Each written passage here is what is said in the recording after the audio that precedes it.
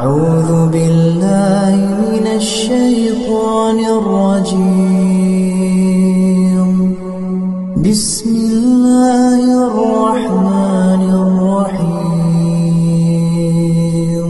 الذين يقيمون الصلاة ومما رزقناهم ينفقون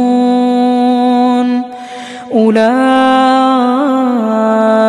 هم المؤمنون حقا لهم درجات عند ربهم ومغفرة ورزق كريم.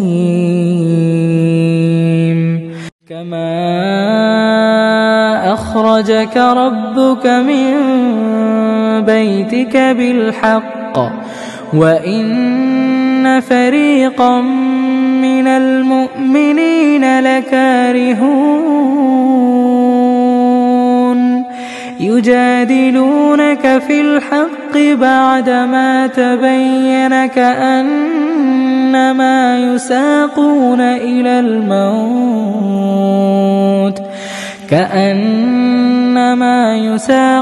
إلى الموت وهم ينظرون.